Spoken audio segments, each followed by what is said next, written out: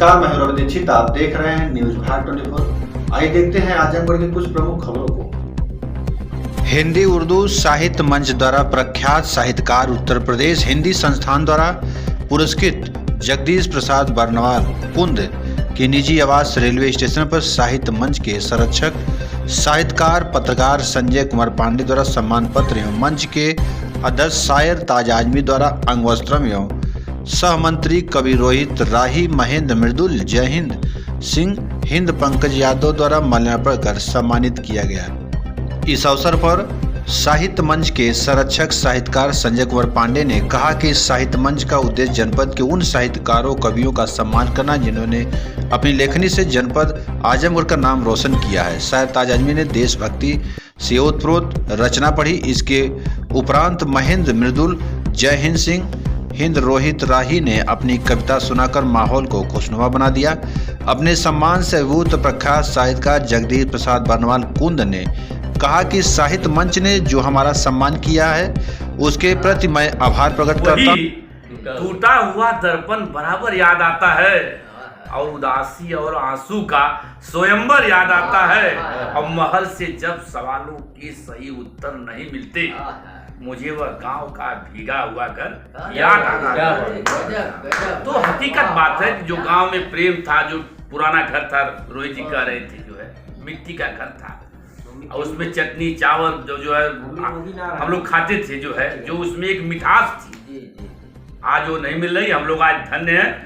व्यंग लिखा था क्योंकि आज जो है बेरोजगारी जो है, जो जनसंख्या वृद्धि जिस हिसाब से हो रही है, यह एक चिंता का विषय है। उस पर मैंने लिखा था कि आज हम भूख और बेरोजगारी से बेकार बैठे हैं। आज हम भूख और बेरोजगारी से बेकार बैठे हैं, उधर बच्चे जन्म लेने के लिए तैयार हैं।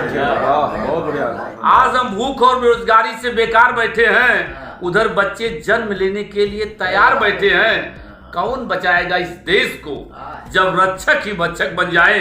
हमारी संसद में कितने कत्लों की जिम्मेदार बैठे। दफन हो रही देश की इज्जत एक ऐसी अनहोनी है, दफन हो रही देश की इज्जत एक ऐसी अनहोनी है।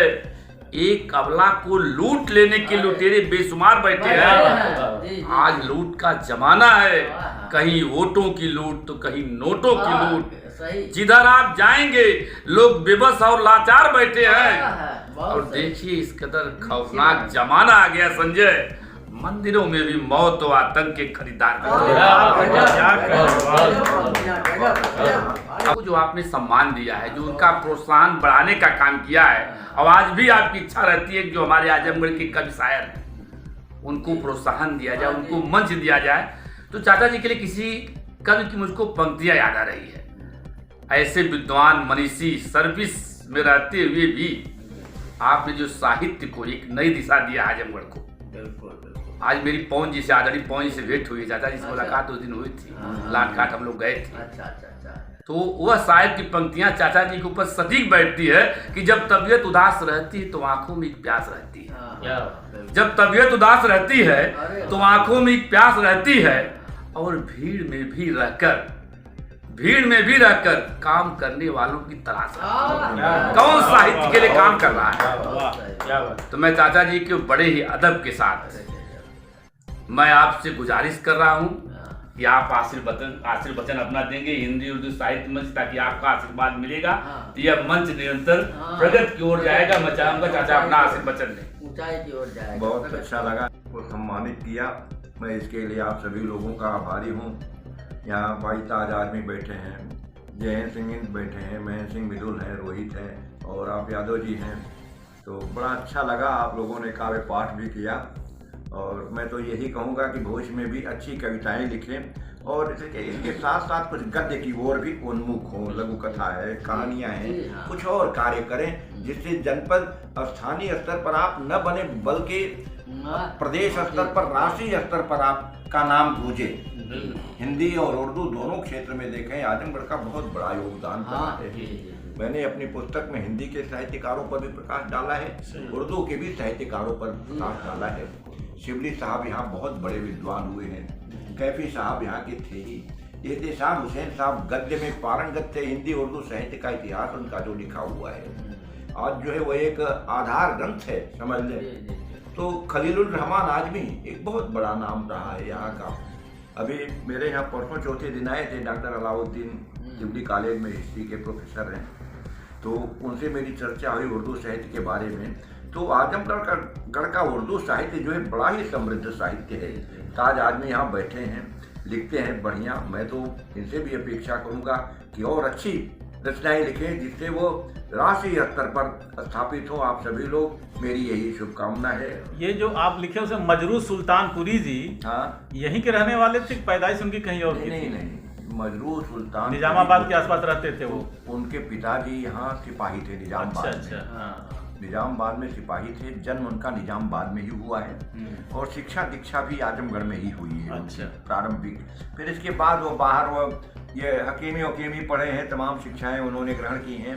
क्योंकि सुल्तानपुर के रहने वाले थे, मूल उनका सुल्तानपुर था, तो इसलिए उन्होंने मजरू सुल्तानपुरी अपना नाम रख लिया था। फिल्म से जुड़े आजमगढ़ में उनका जन्म, हजारों गीत थे उनकी आजमगढ़ में उनका जन्म, फिल्मों में हजारों गीत थे उनकी, बहुत बड़ा, फिल्मों में हजारों गीत थे उनकी। हाँ, अरे बड़ा नाम रहा है। और यहाँ के एक ऐसे ही शायर थे, वो भी कहीं बाहर के ही थे, लेकिन मुबारकपुर में उनका जन्म हुआ था।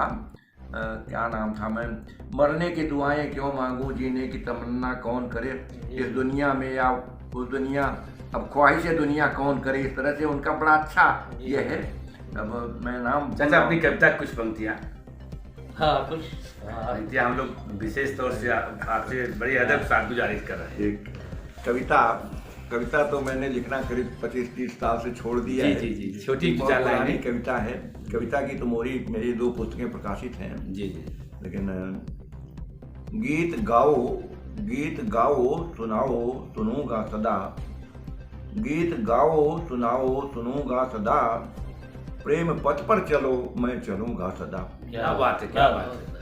हर खुशी है समर्पित तुम्हारे लिए, हर खुशी है समर्पित तुम्हारे लिए, तुम खिलो फूल सा मैं खिलूंगा सदा। क्या बात है, क्या बात है, क्या बात है। दूसरों के ही सुख में है अपना भला, राष्ट्र चिंतन में लगना ही जीवन कला, प्रीतिमन दाकिनी में नहाते चलो, ऐसा उपक्रम रचो मन न जाए खला। क्या बात है। एक ऐसे ही संसार की कल्पना, जिसमें हो हर्ष मिश्रित सुघर अल्पना, न्याय का चित्र हो दृष्टिगोचर जहाँ, आज ऐसे ही भाव